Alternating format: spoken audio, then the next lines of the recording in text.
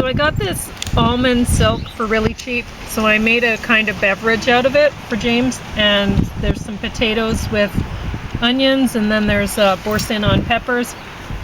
These black grapes are called Adora grapes, and kiwi. Now, I find them fairly adorable, but okay. You're not a huge fan of it. Well, I'm not going to talk about that very much, the top thing. And I'm going to talk a little bit about the Brokenwood Mysteries, the Series 10. And then Night Agent Series 1, The Wild Robot, Beetlejuice. And it says Beetlejuice Beetlejuice. So I think they did what I hoped they would do for that. It's a sequel. So, and then This Is Us, complete 5th season, gets bottom of the stack, and I will go into that because it really gets bottom. This Is Us, it's called? Yeah, it's so bad. What I did to make James's beverage is all I did was I added some water to it, and that was that. I heated it up. And so it's a hot almond milk thing that tastes like vanilla. But the birds are very enthused about something. Maybe it's about that drink. I was excited about it. I thought, oh, this is great because I got it on clearance, and I thought I'll be able to drink something hot in the morning and it won't give me a headache. It gave me a headache. It's like that's an instant headache for me. I can't have that stuff. I don't know what's in it, that sets me off. I really couldn't tell you. Sugars? I don't know. Maybe it's natural flavor. I'm not sure. Or it might be some of the chemical things. I'm not sure. I don't know. I really don't know what sets me off sometimes. Yeah. Anyway, I brought this out for a different reason. So I've kept this around while I'm writing my... Well, I don't think that would set a migraine off though. Okay. But anyway,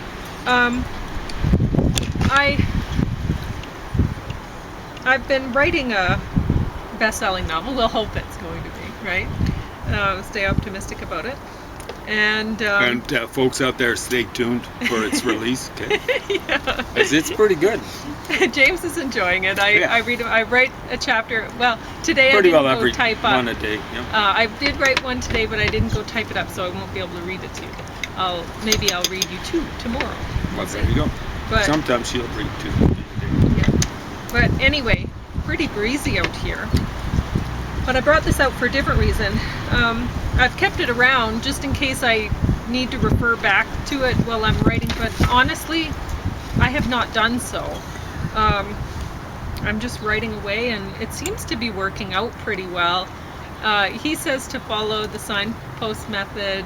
I haven't been. I plan something out, and then, you just plan out your book, where you're going to go and whatever. And honestly, I have some sort of a plan that I made, and then along the way I've been going, oh, this would be fun. It's just maybe the readers will think that too. I don't know. I'm enjoying it. I watch a lot of mysteries, and what I'm writing is a mystery story. So Brokenwood Mysteries. This is one from New Zealand that I follow, and it's not the best mystery show. It's one of those, I call them police dramas. Oh, there we go. And so it's more of a thriller than it is a actual whodunit? No. Oh, it's a whodunit as well. Thriller. It's a police mystery. People die and they figure out who does it. That's what I call a thriller. I don't call horror movies necessarily thrillers. There are detective thrillers, right? It doesn't seem thrilling to me. It just seems like it's a mystery, but it's a bit of a police drama, and you just got to kind of figure it out. I don't know if there's really enough information at the beginning to make you see a good mystery. You should really get some stuff at the beginning, and then later on you're thinking, wait a minute, they showed me that, I remember something like this, and then if you go back the second time, you're like, it was right there, but I didn't see it. That's a good mystery, right? When you get all the information, but somehow you didn't get it until wrapped up near the end, and then you're like, oh, wait a minute here, you know. But you have to have a chance to solve it, or what's the point? You're just being led along, and who cares, right? Like, oh yeah, what a good guy, he's solved the mystery. Anyway, so yeah, this wasn't the best season of Brokenwood that I've watched, but enjoyable. Got top of the stack as far as I'm concerned. I mean, if you take the great course off, I'm probably almost always going to give a great course a top of the stack if I'm, you know, rating. But right now I'm not rating this because I have already went through it and told people, yes, you should go through it. So, anyway, The Night Agent Season 1. Now this is more of what I think James would call police thriller. So yeah, there's a mystery, but there's a lot of action adventure, a lot of things blowing up and getting shot at. Well, that's a really whatever, thrilling thriller. Right? To me, the thriller is like Columbo. That's not really much of a mystery. Those things are... And you think that's a thriller? Kind of, sort of. Okay. Well, I don't So know everyone that. has different terminology. I'm not sure. But anyway, this is really action adventure. So it's FBI spy story sort of thing, and the White House and all that. It's just now there's a Russian spy right in the White House. A lot of Anyway. exciting things going on in here, and really there's a lot of parts where I'm like, no, this just doesn't work. You know, you have your big, I'm going to give it away, so if you want to watch this, you will. I'm going to give a scene away near the end of the show, and I'm not going to tell you who's doing what or whatever, but there's a guy and he's holding the president and he has a gun to her head, and he's out in a big field, and there's FBI agents and, you know, people who are, I guess, involved with protecting the president and whatever, all around.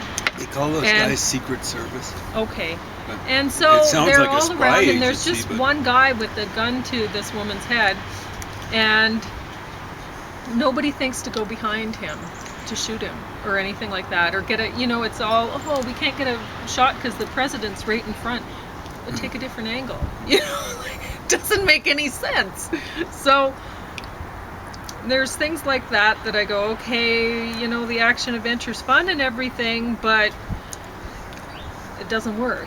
You know, this story wasn't planned well enough or whatever. And then plus the two main characters, there's supposed to be some sort of romance brewing, and they seem like they could be good friends, but they don't seem like, there's no sort of spark between them. It's not believable. So, The Wild Robot.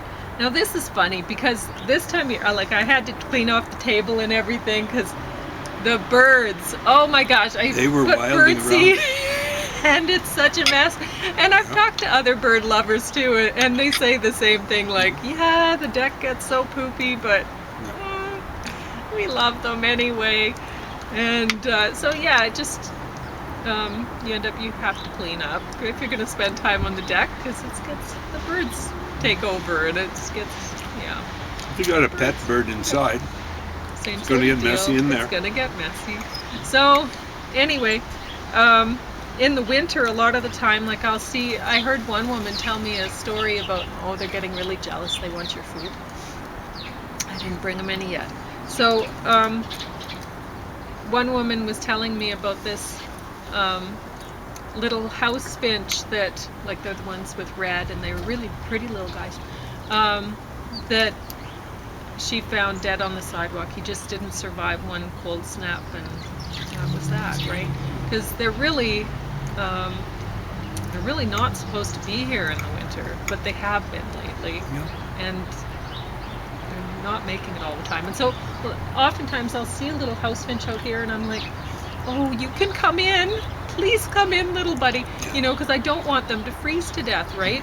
And I think, okay, you know, if they're in need, they should just come in. They should know I put the seed out. I'll take care of them. They should just come in. And I've thought about how like there was this one little buck, and he didn't have a mom, and I saw him. He was, when he was just a little gaffer. I saw him. He was trying to follow other bucks around, actually, right? Because he didn't have a mom, and so he was. I'd see him around in the area every so often, and he managed to live. He was. I don't know how he did it. Because he was a little loner, but he wasn't doing well. And so by the time the fall ran around, and I saw him again, he wasn't looking good. And I thought, gee, are you going to make it? And I thought, I wonder if I could convince him to come in. Which I'm sure the Chihuahuas would just love. That'd be very loud. So watching this show, The Wild Robot, all the animals, there's this robot and ends up building this house, and it's a really cold winter, and the animals are having a tough time, and so this robot's bringing the animals all in, and so that but they of course don't get along. I mean, you're mixing the predators and prey, and so they decided, okay, while we're here, we're going to be civilized and everything. So, and it's kind of a cute story that way, but whatever. I don't know, it's kind of cute. It's a little bit cheesy at points. Like there's one part where the geese fly into a greenhouse, and it's like, okay, well, if the greenhouse vents are big enough for geese to fly into, that's not a very good greenhouse. Like they'd have to use some sort of, I don't know, systemic insecticides or something. I don't know, because there'd be, if something as big as a goose could get in, then any insect could get in, and whatever. It's just not a very good design. So anyway, that's kind of silly for me to think of things like that, but I watch movies and I think, okay, that doesn't work. You've actually worked in greenhouses, right? Or learned in greenhouses? You've worked in greenhouses. I studied horticulture. I studied greenhouse management. There you go, folks. You know. In school, they had divided the horticulture into different majors, the horticulture program, and I chose greenhouse management because where I wanted to end up was in the Mootart Conservatory in Edmonton. I wanted to work there very much. I've actually seen that, but only on the outside. I'm told it's very nice. It's very nice. So, it's kind of like if you're stuck in Edmonton and you're working in Edmonton, and your big dream probably is to always end up you work away and you suffer through the winters and whatever, and then just so that you can move to Vancouver or move to, you're picking some other place, right? It might be Arizona. Well, there's a house for that too. Or you might want to move to Hawaii. Oh, there's a house for the tropics too. So there's the Mootart Conservatory is kind of like if you were in Edmonton and you got a membership for there, you could go there every day, and it'd be kind of like you lived there, right? If lived in the place where you wanted to end up, because a lot of Canadians, they work and they are not where they want to be. There's a lot of places in Canada that really aren't very attractive, and James had said once that everyone in Saskatchewan retires in Alberta, and everyone in Alberta retires in Vancouver or whatever, in British Columbia. And everyone in BC retires to Hawaii. Yeah. So, but that's not always true. A lot of people don't make it there. They just work, and they still end up in Edmonton or whatever. Or in Saskatchewan. Or That's where my parents were when they retired. So, the only thing I really liked about this Beetlejuice movie is that they called it Beetlejuice Beetlejuice, because that leaves it for the third one to be called Beetlejuice Beetlejuice Beetlejuice, right? Which is great, because that's what you say to get Beetlejuice to appear, is say his name 3 times. Now that was a Tim Burton thing. Is it still? Still, yeah. So is that Keaton or whatever his name is? Oh yeah, it's the same, and Winona Ryder. There we go. Yeah. And also, what's her name? From SCTV or whatever it was. Catherine O'Hara. Oh, yeah. Yeah, I always liked her. I always thought she was very good. Yeah, and they got some other good actors in too. Oh. To work with these people. So they have some great original people, and then they had some new great people. But really, there's some things that I like about this story, but it doesn't stand alone. So that's not good enough as far as I'm concerned. I saw that Brad Pitt had threw some money into this fire, so he probably made it back. But there's you could throw money away on worse things, but yeah. Sure. Anyway, but yeah, I thought that there was they were relying too much on bringing up stuff from the past, like you had to watch the original one, or remember it. Just to make it more interesting. So they'd have, like the song that ended the last movie they had it at the funeral, and I don't know that it was necessary there or whatever. It just, or even good. Anyway, yeah, it was disappointing. Really disappointing. So, I mean, this one wasn't very good. It shows how disappointed I was in this, because I actually liked watching the first one. Now, I can't remember exactly when the first one was put out, but in this one, Catherine O'Hara's character says to Winona Ryder's character she's saying something like, "Oh, whatever happened to the cute little goth girl you were," or whatever. And I think that the was first that before Beetlejuice, goths? I think it was. So, anyway.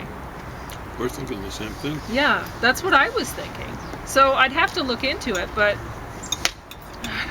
I don't know.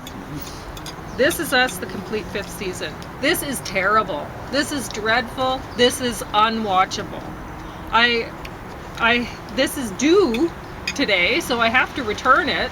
But it's 4 discs in here. I got to the beginning of the 3rd one, and it was unwatchable. This is unwatchable. It's Is it a Hallmark?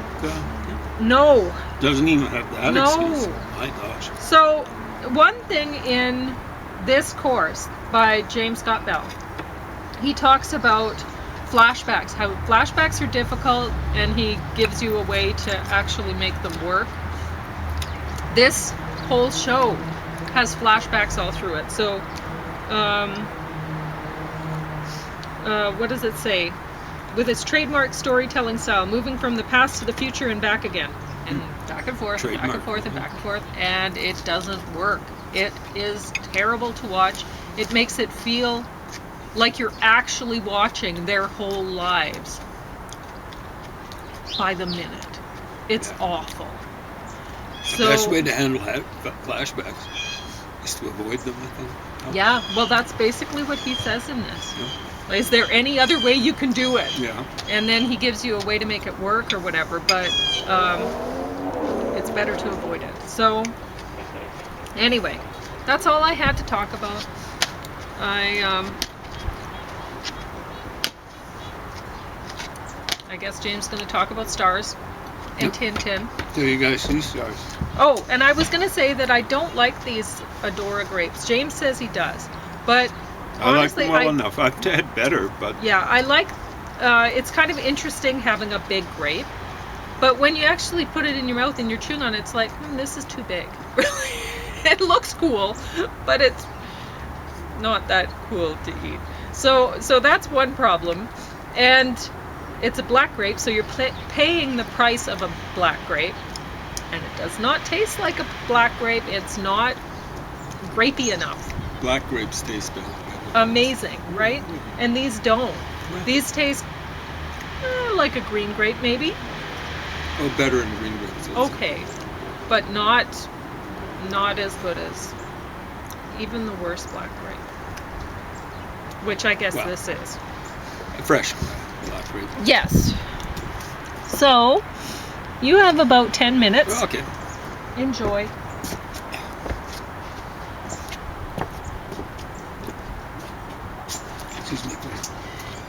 in case of indigestion. Anyway, I've been warning you folks that I'm going to make you see stars doing stuff that involves stars. We reached the moon. This is about the American, not just Apollo, the Mercury, Gemini, and Apollo programs that reached the moon in less than a decade. This is trifecta. This is a trio of stories by Hergé, I guess is how you'd say it. I've forgotten his first name. Doesn't matter. Hergé or Hergé. Hey, here's the little chickadee. He's one lone chickadee. It looks as though he chased the bigger sparrows off. He's wondering where the seeds are. Anyway, Hergé, and is put out by Egmont. I'm sure it's not the original publisher, because this is the English translation.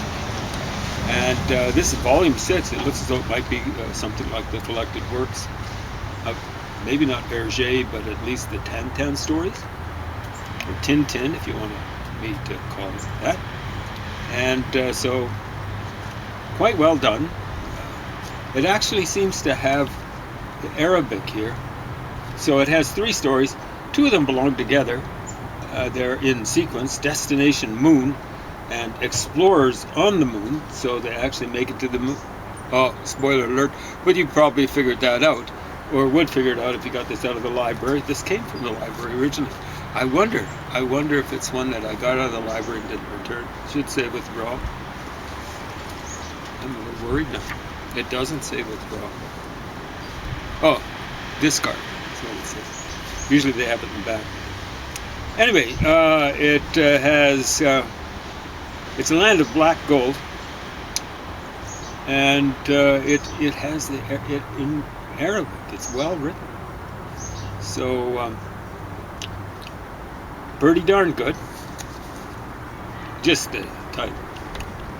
And then it has, so it has the first of this trio of stories is the land of black gold. And it takes place in presumably the Arabian Peninsula is the term for it. Stuff like that. I find it highly entertaining. First time I ran across these things was when I was something like a teenager, and my younger brothers and sisters, my youngest sibling is 12 years younger. I think it's more like my younger brothers. They were 10 and 8 years younger than me, and they'd got some of these Tintins out, or Tintins, and so wow, this is why haven't I ever heard of these things? They're very well done. Artwork's phenomenal. A lot of people would find, especially the land of the black gold, horribly Orientalist and all that sort of stuff. Extremely politically correct, inexcusably so, and especially for kids, because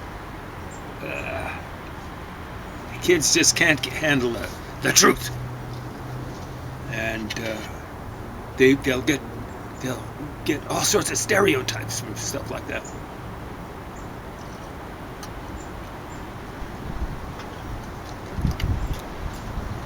The worst stereotypes about folks from the Middle East comes from terrorists. So all you folks are saying, oh, like the democracy shouldn't be tamping down on possible terrorists and stuff. If you get too many terrorist attacks, it won't be the government tamping things down. It'll be vigilante action, and it won't be tamping. It'll be actually crushing. So, yeah.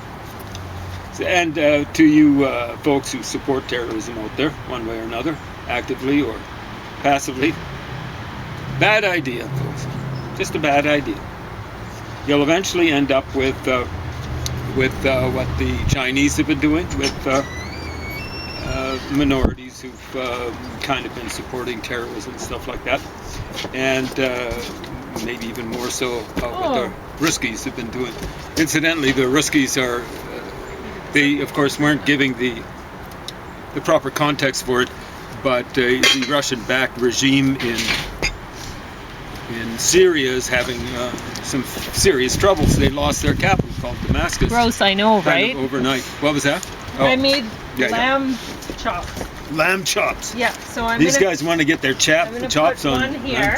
Oh man. And I'm gonna lift Opie up so he can eat it beside you. Pauline lifts you up, Opie, so she's going to be kind to you. Don't cry. There we go. So you can eat that. That's for Opie. And then I'm gonna go in and give Elvis this one. is much smaller than Opie, but he's very possessive. He'll steal that chop. Yeah, exactly right. There we go, Opster. Leave it up there, okay? No, don't take it to the floor. Anyway, or Dad. Yeah, so these come, I'm not going to say highly recommended. Don't spend money on them or anything like that. We reached the moon. I doubt if it's in print. It probably was put out in hardcover originally. I think it was put out right away in 1969. So it was, and a lot of it, of course, was reprints from I think it's New York Times articles covering in as the space program was unfolding, covering the space program. But like I will say, there have been a lot of people. There were a lot of people back then. The Americans cut the funding for going to beyond the moon to Mars and so on and so forth. I don't really have much of a problem with the amount of money the Americans were spending on that. People were saying, let's spend it on poor people around the world. We did, and they created more and more people, or the Americans did, more and more people. Back around then, there were maybe 3 billion people in the world. Now there's 5 billion. Whose fault is that? 5 billion. I've had it with people from, like I believe in third world freedom and third world independence. They haven't delivered freedom to their peoples, and their peoples, on average, aren't terribly interested. But that's just the way it goes. They can't seem to run a democracy properly. And independence it's like independence for the third world. I'm like Mohandas Karamchand Gandhi when they asked him about what do you think of European civilization. He said, I think that'd be a great idea. I think third world independence would be a really great idea, where they're not, hey, hand out here, there, hand out everywhere. Okay? So, yeah. Anyway, more stars here. So I'll be having you see stars from this. About 5 minutes left? You have a couple of minutes. So I'm actually going to go through, and hopefully the guys who put this together will be taking notes, because they say unashamedly in something like the foreword, we don't offer full coverage here. That's why you, and I'm going, yeah, I noticed.